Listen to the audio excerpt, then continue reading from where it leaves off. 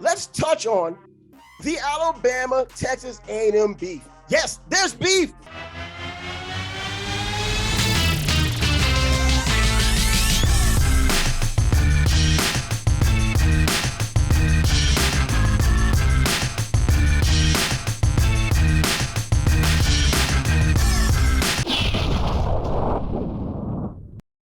Yo, this is Trav with Trav Sports Bag. I'm back at it again today with you, and I'm getting into some sports. Of course, this won't be another boxing show. I know you've probably had your fill of boxing for the rest of the year, but I had to talk about the boxing that was going on. There were so many great boxing matches over the past couple of months, I had to touch on them. I know other things are going on, but boxing had bigger things going on. The NBA playoffs are here, so we're going to get around to that as well. But before we do anything, let's check out that YouTube business and make sure that you hit the subscribe button. I've been looking at the analytics and I see that people have not been hitting the subscribe button, but they've been watching a lot of the content. Not just a little bit, but a lot of the content. So help me out. Help me help you. Help me put more of this content out there, because apparently, going by the numbers, you like this kind of content. And it's a two-way street. I love creating this kind of content. So help me out in that capacity by hitting the subscribe button, hitting the alarm bell, so that way you get the drops as I drop them, when I drop them, no matter when I drop them. Also, I still want that large sporting community, and that will require at least 1,000 subscribers. No, it's not a monetization deal. I like having large sporting communities. I like more people hearing more of what I have to say than the few we have right now. But I do appreciate the ones I have right now. We're climbing the ladder. We're getting to a certain point, and I want that to continue. I want to intermingle with the people who watch this show when the basketball season is over, when the football seasons begin, during the football seasons, the baseball seasons, all of the sports that matter to you. So without further ado, as I've been known to say, I know why you're here. You, of course, know why you're here as well. You saw the thumbnail, and that thumbnail said, more scholarships for Bama.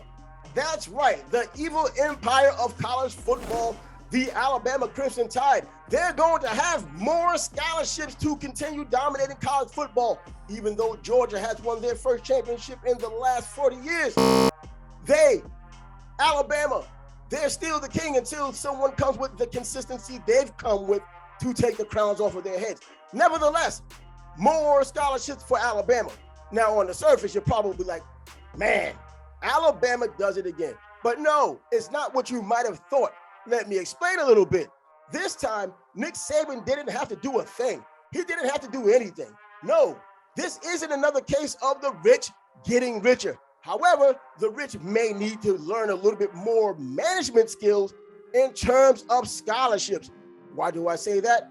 Because as the college football world turns, we're in a soap opera of intercollegiate sports, particularly college football and college basketball.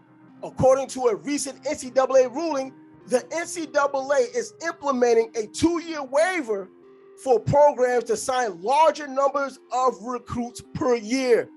This all has to do with the transfer portal, as you may know about as a college football follower of a college football or college sports follower, period. The transfer portal has been something new over the past couple of years, but it's been on steroids lately. And something has to be done, because these coaches don't know how they're going into these seasons anymore, because they've lost so many players who may have participated in spring practice or have been on their team.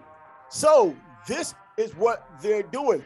According to The Spun, over 3,600 players were in the transfer portal, probably even closer to 4,000 players. So that's just insanity. How can a coach know what he's going to battle with if what he had to battle with yesterday is not there tomorrow?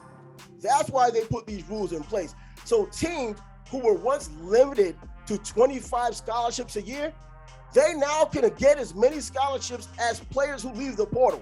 If 40 players leave the portal and go to the portal, 40 scholarships can come in order to level out the playing field.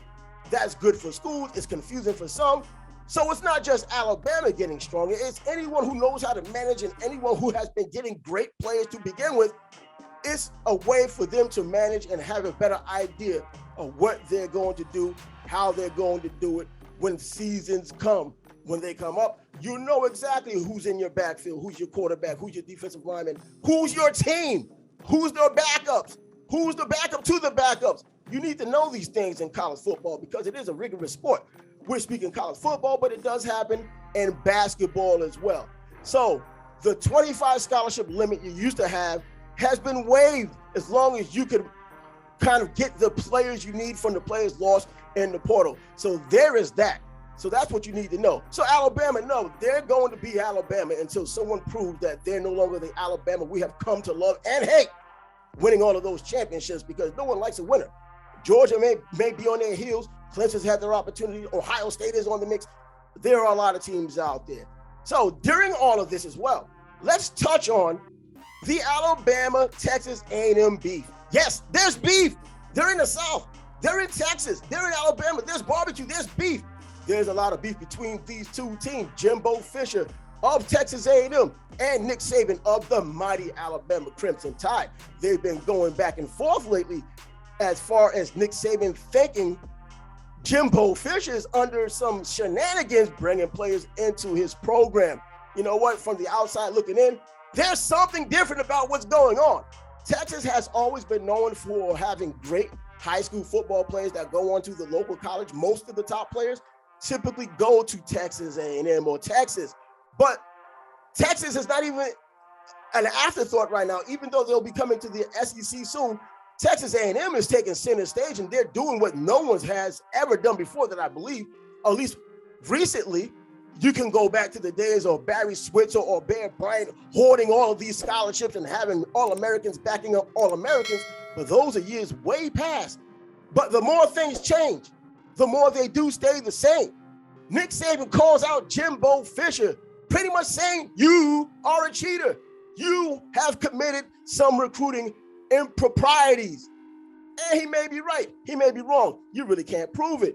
But this is college football. Saban says that Jimbo Fisher has enticed recruits via the NIL, the name, image, and likeness.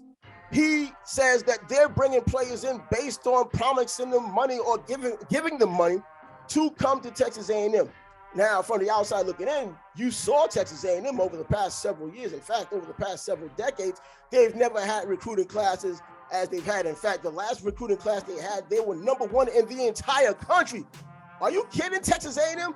A very good program. They've had Johnny Manziel, a very good program. Way back they had Leland McElroy. He was a great player too. They had Quentin Coryatt, a great player too. But what they had done in this past recruiting cycle, are you kidding me? I mean, absolutely, are you kidding me? We're talking about 8 5-star players were signed to go to Texas A&M. 19 4-star players have been signed. Alabama doesn't even do that kind of thing. And everyone seems like they want to go to Alabama these days. So that is what I'm talking about when it comes down to the improprieties that Nick Saban is accusing Jimbo Fisher of. So this is one of those inadvertent rivalries. Yes, I mentioned Johnny Manziel. He went to Alabama. He won against Alabama in Alabama. He won a Heisman Trophy. He's done some great things there, but Texas A&M has never been one of those programs, at least in football, that was able to get these caliber of players in one recruiting class. They were lucky to do that in 2, maybe 3 recruiting classes. But here we are today. The rules have changed. And as I mentioned earlier, as the college football world turns, because we're in a soap opera of intercollegiate sports and we're going to just sit back and enjoy it, because even though there may be some improprieties or not, we're going to sit back and enjoy it because these teams have that top-notch challenge now. So we'll have the best going against the best. But that's not even about this. It's about Nick Saban. It's about Jimbo Fisher. It's about college football, period. But anytime Nick's involved and Nick's upset, things can happen. And of course, going back to the NIL, name, image, and likeness, Nick Saban says, I've only had 25 players on my roster who have benefited from NIL. Only 25 players have been able to leverage the money from NIL. That equals, he said, a sum of about $3 million. That's it, $3 million. I know when people hear NIL, and of course, when you hear about a school like Alabama, you're thinking millions of dollars have come into the hands of these players. That may or may not have been. But if Nick Saban's right, $3 million is a lot less than I thought would have happened, especially among 25 players from probably the most popular and unpopular school in college football. I mean, it goes back to, I guess, Jackson State taking Travis Hunter, the unequivocal #1 player in high school football last year. Jackson State, a small HBCU, historically black college and university, paying a reported, allegedly, etc., $1 million to get his services. And he's been doing nothing but dominant things from spring and likely going into the season. That's what's happening in college football. That's what's happening in college sports right now. Tell me what you think. Leave your comments below. Don't forget to subscribe to the channel. And if you aren't familiar with some of the things I've been doing on this channel as a sports channel, check out some of these videos right here. That'll give you a heads up on how I get down for the crown to the very last compound. Make sure you stay, wait, and watch for my next drop. I'm Trav. And as I say, until next time.